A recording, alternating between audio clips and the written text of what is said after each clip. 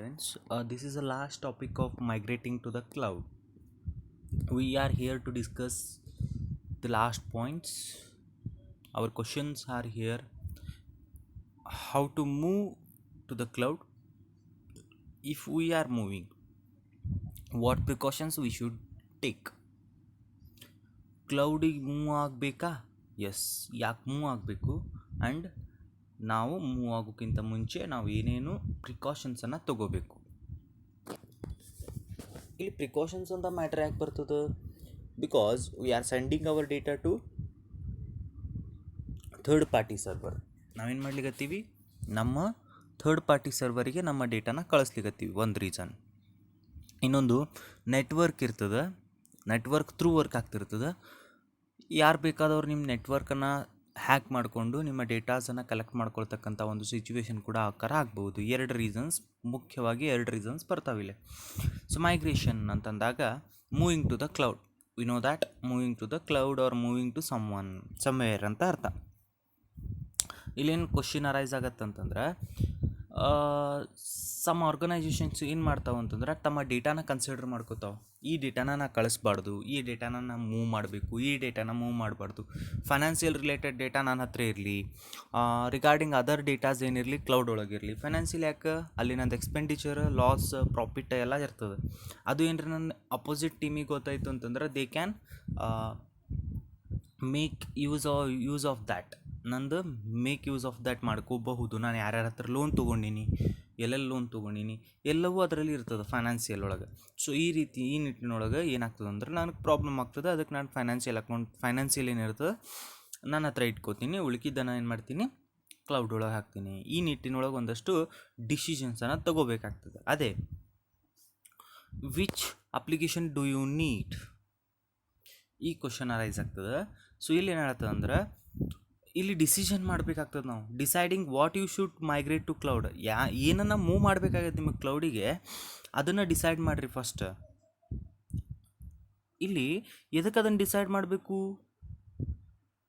ಯಾಕಂತಂದ್ರೆ ಇಲ್ಲಿ third point, if we are looking to store data on someone else server. ಅವ್ರಿಗೆ ಗೊತ್ತಿಲ್ಲ ನಮಗೆ ಅವ್ರ ಸರ್ವರ್ ಒಳಗೆ ನಾವು ಸ್ಟೋರ್ ಮಾಡ್ಲಿಕ್ಕತ್ತೀವಿ, ಕರೆಕ್ಟಾ?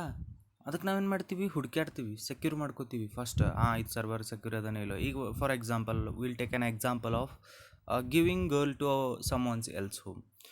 ಒಬ್ಬ ಹೆಣ್ಮಗಳನ್ನು ಮದುವೆ ಮಾಡಿ ಕೊಡ್ಲಿಕ್ಕತ್ತೀವಿ ಅಂತಂದಾಗ ವಿ ಡೋಂಟ್ ನೋ, ಮನೆಯೊಳಗೆ ಅಥವಾ ಮಾವನ ಮಗ ಅಥವಾ ಅತ್ತಿ ಮಗ ಈ ರೀತಿ ಇದ್ದರು ಅಂತಂದ್ರೆ ಅವ್ರನ್ನ ನೋಡ್ಕೊಂಡು ಬಂದಿರ್ತೀವಿ, ನಂಬ್ಕೋತೀವಿ, ಅವ್ರ ಕೈಯೊಳಗೆ ನಮ್ಮ ವಸ್ತುವನ್ನು ಕೊಡ್ತೀವಿ ಅಥವಾ ನಮ್ಮ ಹೆಣ್ಮಗಳನ್ನು ಕೊಡ್ತೀವಿ ಅಂತ ಇಟ್ಕೋರಿ. ಬಟ್ ಬೇರೆ ಒಂದು ಸಂಸಾರಕ್ಕೆ ಅಥವಾ ಬೇರೆ ಒಂದು ಮನೆಗೆ ನೀವು ಕೊಡಬೇಕಾಗಿತ್ತು ಅಂತಂದ್ರೆ ವಿಲ್ ಥಿಂಕ್ ಲಾಟ್. ಹೆಂಗಿದ್ದಾರೆ ಜನ, ಯಾವ ನಿಟ್ಟಿನೊಳಗೆ ಅವರು ವಿಚಾರ ಮಾಡ್ತಾರೆ, ಆ ಹುಡುಗನ ಸ್ವಭಾವ ಹೆಂಗದ, ಈ ನಿಟ್ಟಿನೊಳಗೆ. ಯಾಕೆ ಇಷ್ಟು ದಿವಸ ನಮ್ಮ ಹತ್ರ ಇರ್ತಕ್ಕಂಥ ಒಂದು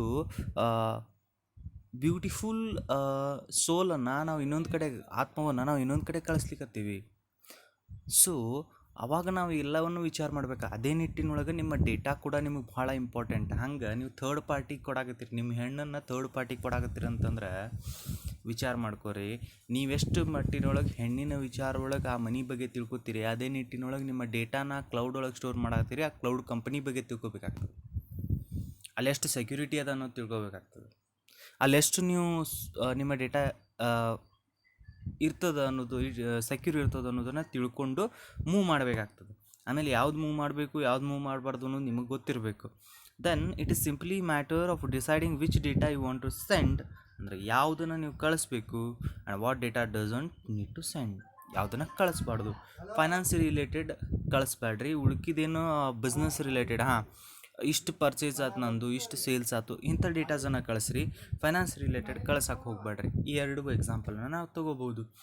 ನೆಕ್ಸ್ಟ್ ಕ್ವಶನ್ ಮತ್ತು ಅದೇ which application do you need, ಏನೇನು ಕಳಿಸ್ಬೋದು. If you are using a software as a service or platform as a service, ನಿಮ್ಮ ಕಂಪನಿ ಸಾಫ್ಟ್ವೇರ್ ಆ್ಯಸ್ ಅ ಸರ್ವಿಸನ್ನು ಯೂಸ್ ಮಾಡತ್ತದ ಅಥವಾ platform as a service use ಮಾಡತ್ತದ.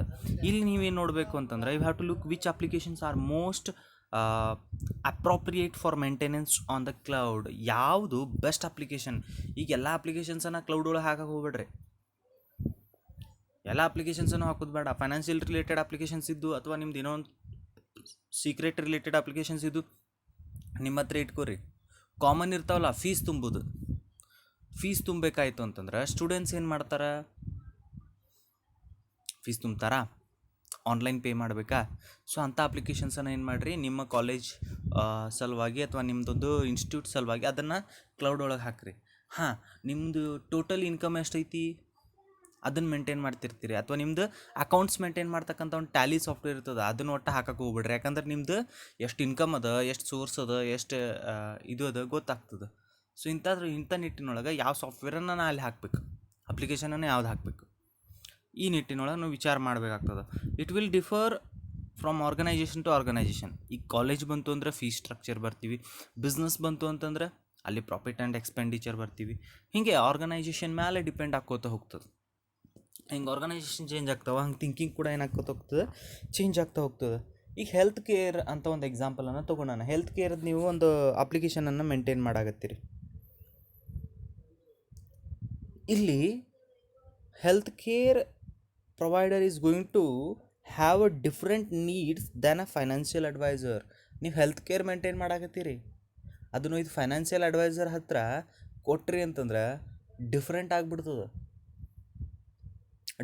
ಯಾಕಂದ್ರೆ ಫೈನಾನ್ಷಿಯಲ್ ಅಡ್ವೈಸರ್ ಬೇರೆ, health care ಬೇರೆ. ನೋಡಪ್ಪ, ನಿಂದ ಶುಗರ್ ಇಷ್ಟೈತಿ, ಬಿ ಪಿ ಇಷ್ಟೈತಿ ಅಂತ ಹೇಳಬೇಕಾಗಿರ್ತದೆ. ಸೊ ಇಲ್ಲಿ ಫೈನಾನ್ಷಿಯಲ್ ಅಡ್ವೈಸರ್ ಅಂತ ತೊಗೊಂಬಂದ್ರಿಂದ ಏನು ಹೇಳ್ತಾನೋ, ಶುಗರ್ ಇಷ್ಟದ, ಬಿ ಪಿ ಇಷ್ಟದ, ಅವ್ನು ಹೇಳಿಕ್ಕಾಗಂಗಿಲ್ಲ. ಅರ್ಥ ಆಗ್ತದೆ? ಸೊ ಈ ನಿಟ್ಟಿನೊಳಗೆ ನೀವು ಯಾವ್ದು ಮೂವ್ ಮಾಡಬೇಕು, ಯಾವ್ದು ಮೂವ್ ಮಾಡಬಾರ್ದು ಅನ್ನೋದನ್ನು ವಿಚಾರ ಮಾಡಬೇಕು. ಎಲ್ಲಿ ಮೂವ್ ಮಾಡಕತ್ತೀನಿ ಅನ್ನೋದನ್ನು ವಿಚಾರ ಮಾಡಬೇಕಾಗ್ತದೆ. But when you decide to move on to the cloud, ಡಿಸೈಡೇ ಮಾಡಿಬಿಟ್ರಿ ಅಂತಂದ್ರೆ make sure the application you are going to use, ಒಂದು ಸಲ ಎನ್ಶೂರ್ ಮಾಡ್ಕೊರಿ ನಿಮ್ಮ ಅಪ್ಲಿಕೇಶನ್ ಬಹಳ ನೆಟ್ವರ್ಕನ್ನು ಯೂಸ್ ಮಾಡಬಾರ್ದು, ನೆಟ್ವರ್ಕ್ ರಿಸೋರ್ಸನ್ನು ಬಳಸ್ಕೋಬಾರ್ದು. ಅಂಥ ಅಪ್ಲಿಕೇಶನ್ಸನ್ನು ಮೂವ್ ಮಾಡಿರಿ. ಡಿಸೈಡೇ ಮಾಡಿನಪ್ಪ, ನಾ ಕ್ಲೌಡಿಗೆ ಹೋಗ್ಬೇಕಂತ ಡಿಸೈಡೇ ಮಾಡಿ, ನೀ ಏನು ಹೇಳಿದ್ರು ನಾ ಹೋಗವ, ಆಯ್ತು ಹೋಗು, ನೀ ಹೋಗ್ತೀನಂದ್ರೆ ನಾ ಬೇಡ ಅನ್ನಂಗಿಲ್ಲ. ಬಟ್ ಒಂದು ವಿಚಾರವನ್ನು ಇಟ್ಕೋ, ನಿನ್ನ ಅಪ್ಲಿಕೇಶನ್ ಬಹಳಷ್ಟು ನೆಟ್ವರ್ಕನ್ನು ಆ್ಯಕ್ಸಸ್ ಮಾಡಬಾರ್ದು. ಯಾಕೆ ಮಾಡಬಾರ್ದು? Because of security. This is something to figure out. ಅಂದ್ರೆ ಹುಡ್ಕಾಡಿದ ತಕ್ಷಣ ಸಿಗ್ತಕ್ಕಂಥ ಒಂದು ಥಿಂಗ್. ಕಮಿಟ್ ಆಗೋಕ್ಕಿಂತ ಮುಂಚೆ ಅಥವಾ ಮೂವ್ ಮಾಡೋಕ್ಕಿಂತ ಮುಂಚೆ ಈ ಒಂದು ಪ್ಲ್ಯಾನ್ ಅಥವಾ ಈ ಒಂದು ಪಾಯಿಂಟನ್ನು ನೆನಪಿಟ್ಕೋರಿ, ಫೈಂಡ್ ಔಟ್ ಮಾಡ್ಕೋರಿ ಅಂತ ಹೇಳ್ತಾನೆ. ಸೊ ಅಮೆಜಾನ್ ಕೂಡ ಇದೇ ನಿಟ್ಟಿನೊಳಗೆ ವರ್ಕ್ ಮಾಡ್ತದೆ. ಅದರದೇ ಆದ ಒಂದು ಡೇಟಾ ಸೆಂಟರನ್ನು ಮೇಂಟೈನ್ ಮಾಡ್ಕೊಂಡದ, ಅದರದೇ ಆದ ಒಂದು ನೆಟ್ವರ್ಕನ್ನು ಮೇಂಟೈನ್ ಮಾಡ್ಕೊಂಡದ. ತಾನಾಗಿ ಅದು ಹೋಗ್ತದೆ, ಯಾರ ಹತ್ರನೋದು ಹೋಗಿ ನನ್ನ ಡೇಟಾನ ಸ್ಟೋರ್ ಮಾಡೋಂಗಿಲ್ಲ. So it is what a thing. Last point, sending your existing data to the cloud. ನಿಮಗೆ ಗೊತ್ತಾಗ್ಬಿಡ್ತದೆ, ಹೆಡಿಂಗ್ ಓದಿದ ತಕ್ಷಣವೇ ಗೊತ್ತಾಗ್ತದೆ, ನನ್ನ ಹತ್ರ ಆಲ್ರೆಡಿ ಒಂದು ಡೇಟಾ ಐತಿ, ಕರೆಕ್ಟಾ? ಅದನ್ನು ಕ್ಲೌಡಿಗೆ ಕಳ್ಸಾಕತ್ತೀನಿ. ಇರ್ತಕ್ಕಂಥ ಡೇಟಾನೇ ಕ್ಲೌಡಿಗೆ ಕಳಿಸೋದು. ನಮ್ಮ ಕಾಲೇಜ್ ಒಳಗೆ 400 ಜನ ಸ್ಟೂಡೆಂಟ್ಸ್ ಅದೀರಿ. ಸ್ಟೂಡೆಂಟ್ಸದ್ದು ಎಲ್ಲ ಡೇಟಾ ಇರ್ತದೆ ನಮ್ಮ ಹತ್ರ. Phone number, mother's name, father's name, caste, gender, ಎಲ್ಲವೂ ನಮ್ಮ ಹತ್ರ ಡೇಟಾ ಇರ್ತದೆ. ಆ ಡೇಟಾ ಎಲ್ಲಿ ಸ್ಟೋರ್ ಇರ್ತದೆ? ನಮ್ಮ ಕಾಲೇಜ್ ಕಂಪ್ಯೂಟರ್ ಒಳಗೆ ಸ್ಟೋರ್ ಇರ್ತದೆ.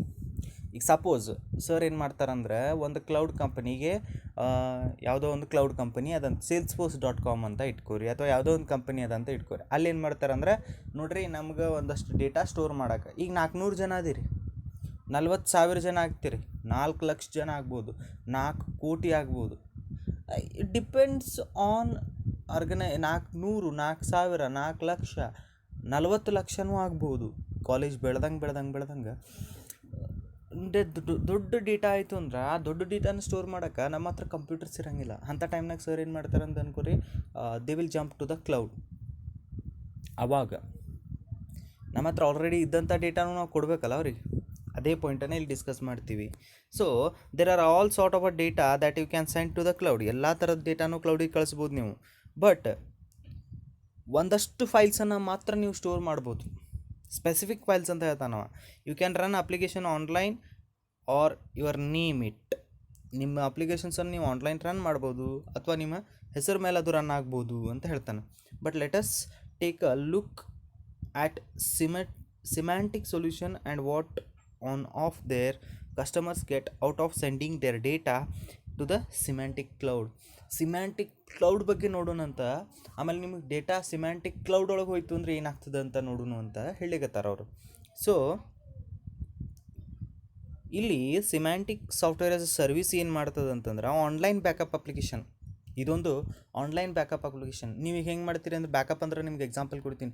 ಫೋಟೋ ಹೊಡ್ಕೋತೀರಿ, ಅದನ್ನು ಗೂಗಲ್ ಫೋಟೋಸ್ಗೆ ಅಪ್ಲೋಡ್ ಮಾಡಲಿ ಅಂತ ಹೇಳ್ತೀರಿ. ಗೂಗಲ್ ಫೋಟೋಸಿಗೆ ಅಪ್ಲೋಡ್ ಮಾಡ್ತೀವಿ. ಗೂಗಲ್ ಫೋಟೋಸಿಗೆ ಅಪ್ಲೋಡ್ ಯಾಕೆ ಮಾಡ್ತೀರಿ? ಮುಂದೊಂದು ದಿನ ಅದು ನನಗೆ ಡೆಲೀಟ್ ಆಯಿತು ಅಂದ್ರೆ ಎಲ್ಲಿ ಸಿಗ್ತದೆ? ಗೂಗಲ್ ಫೋಟೋಸ್ ಒಳಗೆ ಸಿಗ್ತದೆ. ಎಕ್ಸಾಕ್ಟ್ಲಿ ಕರೆಕ್ಟ್ ಅದ. ಸೊ ಈ ನಿಟ್ಟಿನೊಳಗೆ ಇದು ಬ್ಯಾಕಪ್ ಅಂತ ಹೇಳ್ತೀವಿ ನಾವು. ಇದಕ್ಕೆ ಈ ಪ್ರೊಸೆಸ್ಸಿಗೆ ಏನಂತ ಹೇಳ್ತೀವಿ ನಾವು? ಬ್ಯಾಕಪ್ ಅಂತ ಹೇಳ್ತೀವಿ. ಅದೇ ನಿಟ್ಟಿನೊಳಗೆ ಸಿಮ್ಯಾಂಟಿಕ್ ಸಾಫ್ಟ್ವೇರ್ ಆಸ್ ಸರ್ವಿಸ್ ಒಂದು ಆನ್ಲೈನ್ ಬ್ಯಾಕಪ್ ಸರ್ವಿಸ್. ಸೊ ಅಂಥ ಸರ್ವಿಸ್ ಅದು ಅಪ್ಲಿಕೇಶನ್ಸ್ಗೆ ನಾನು ಹೇಳಿದ ಫೋಟೋಕ್ಕೆ ಸ್ಮಾಲ್ ಆ್ಯಂಡ್ ಮಿಡ್ ಬಿಸ್ನೆಸ್ದವರು ಇದನ್ನು ಪ್ರೊಟೆಕ್ಟ್ ಮಾಡ್ಬೋದು. ಇದರಿಂದ ಅವ್ರ ಡೇಟಾನ ಅವರು ಪ್ರೊಟೆಕ್ಟ್ ಮಾಡ್ಕೋಬೋದು. Semantic online backup provides business with backup and recovery for PCs and servers over the internet. Simple, backup ಮಾಡೋದು, ರಿಕವರಿ ಮಾಡ್ಕೊಳ್ಳೋದು. ಈಗ ಒಂದು ಅಕೌಂಟ್ ಸ್ಟೇಟ್ಮೆಂಟ್ ಅದಂತ ಇಟ್ಕೋರಿ. ಅಕೌಂಟ್ ಸ್ಟೇಟ್ಮೆಂಟ್ ಸರ್ವರ್ ಒಳಗೆ ಇತ್ತು ಅಂದ್ರೆ ನಿನ್ನ ಕಡೆ ಡಿಲೀಟ್ ಆಯಿತು ಅಂದ್ರೆ ಅದು ಬ್ಯಾಕಪ್ ಅಲ್ಲಿ ಇರ್ತದೆ. ಅದನ್ನು ನೀವು ಹೊಳ್ಳಿ ಆಕ್ಸೆಸ್ ಮಾಡ್ಬೋದು. ಇಲ್ಲೊಂದು ಪಾಯಿಂಟ್ ಹೇಳ್ತಾನೆ, ದ ಬಿಸ್ನೆಸಸ್ ವಿಚಾರ್ ಯಾವ್ಯಾವ ಬಿಸ್ನೆಸಸ್ ಈ ಸರ್ವಿಸನ್ನು ಯೂಸ್ ಮಾಡಕತ್ತವ ಅವನ್ನ eliminate the need to purchase and manage on site hardware. ಇಲ್ಲೇನು ಹೇಳಲಿಕತ್ತಾನ, ಪ್ರಯತ್ನ ಪಡ್ಲಿಕತ್ತಾನಂತಂದ್ರೆ ಒಂದಷ್ಟು ಹಾರ್ಡ್ವೇರ್ಸನ್ನು ತೊಗೋಬೇಕಾಗ್ತದೆ, ಒಂದಷ್ಟು ಸಾಫ್ಟ್ವೇರ್ಸನ್ನು ತೊಗೋಬೇಕಾಗ್ತದೆ ಪ್ರೊಟೆಕ್ಷನ್ ಸಲುವಾಗಿ. So if you are using this service, you need not to buy any additional hardwares, you need not to buy any additional softwares for the protection ಅಂತ ಹೇಳಿಕತ್ತಾನ. Data is automatically stored off site, automatically ಅದು store ಆಗಿಬಿಡ್ತದೆ. So multiple geographical distributed system data centers ಅಂತ ಹೇಳ್ತಾನೆ. ಈಗ ಒಂದು ಮಾತು ಹೇಳ್ತೀನಿ, ಗೂಗಲ್ ಫೋಟೋಸ್ ಒಳಗಡೆ ನಿಮ್ಮ ಫೋಟೋ ಅಪ್ಲೋಡ್ ಆಯಿತು, ಹೌದಾ? ಗೂಗಲ್ ಫೋಟೋಸ್ ಒಳಗೆ ನಿಮ್ಮ ಫೋಟೋ ಅಪ್ಲೋಡ್ ಆಯಿತು. ಫಸ್ಟ್ ಪಾಯಿಂಟ್, ಅಪ್ಲೋಡ್ ಆಗ್ಯದ ಯಾವ ಸೆಂಟ್ರ್ ಒಳಗೆ? ಅವರು ಭಾಳಷ್ಟು ಡೇಟಾ ಸೆಂಟರ್ಸ್ ಅದಾವೆ. ಅಜುಮ್ ದಟ್ ಬಾಂಬೆ ಆ್ಯಂಡ್ ಪುಣೆ ಅಂತ ಇಟ್ಕೋರಿ, ಅಥವಾ ಬಾಂಬೆ ಆ್ಯಂಡ್ ಬೆಂಗಳೂರು, ಎರಡು ಕಡೆ ಡೇಟಾ ಸೆಂಟರ್ ಅದಾವೆ ಅಂತ ಇಟ್ಕೋರಿ. ನಿಮ್ಮ ಫೋಟೋಸ್ ಹೊಡೆದ್ರಿ, ಅಪ್ಲೋಡ್ ಮಾಡಿದ್ರಿ, ಫೋಟೋ ಗೂಗಲ್ ಫೋಟೋ ಸ್ಟೋರ್ ಆಯಿತು. ಎಲ್ಲಿ? ಬಾಂಬೆ ಸರ್ವರ್ ಒಳಗೆ ಸ್ಟೋರ್ ಆಯ್ತು ಅಂತ ಇಟ್ಕೋರಿ. ಒಂದಿಷ್ಟು ದಿವಸ ಆದಮೇಲೆ ಬಾಂಬೆ ಸರ್ವರ್ ಕ್ರ್ಯಾಶ್ ಆಯಿತು, ನಿಮ್ಮ ಡೇಟಾ ಏನಾಗ್ತದೆ? ಎಲಿಮಿನೇಟ್ ಆಗ್ತದೆ. ಇಂಥ ಇದ್ರೊಳಗೆ ಅವ್ರು ಏನು ಮಾಡ್ತಾರಂದ್ರೆ ಎಲ್ಲ ಸರ್ವರ್ಸ್ ಒಳಗೂ ನಿಮ್ಮ ಡೇಟಾನ ಬಿಟ್ಬಿಡ್ತಾರೆ.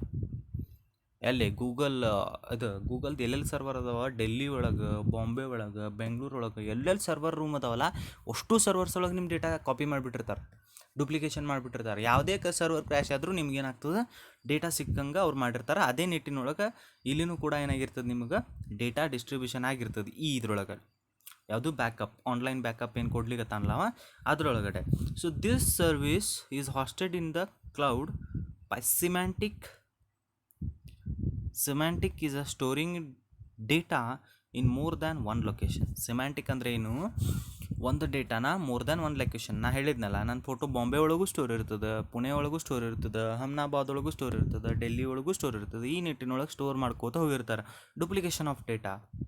The system also sends an email to confirm that backup was successful. ನೀವು ಬ್ಯಾಕಪ್ಪನ್ನು ಮಾಡ್ಕೊಳಿಕತ್ರಿ ಅಂತಂದ್ರೆ ಒಂದು ಮೇಲ್ ಬರ್ತದೆ ನಿಮಗೆ, ಬ್ಯಾಕಪ್ ಆಯಿತು ಅಂತ ತಕ್ಷಣ. ಬ್ಯಾಕಪ್ ಸಕ್ಸಸ್ಫುಲ್ ಆಗ್ಯದೋ ಇಲ್ಲೋ ಅಂತ ಒಂದು ಮೆಸೇಜ್ ಬರ್ತದೆ. ನೀವು ಎಸ್ ಅಂದ್ರೆ ಓಕೆ, ನೋ ಅಂದರೆ ಏನು ಇಶ್ಯೂ ಆಗ್ಯದ ಅಂತ ಕ್ಲಾರಿಫೈ ಮಾಡಿಕೊಡ್ತಕ್ಕಂಥ ಒಂದು ಪ್ರೊಸೆಸ್ ಕೂಡ ನಡೀತದೆ. I hope it is clear. Thank you. This completes the migrating to the cloud. Will start the immediate chapter in the next video session. Thank you.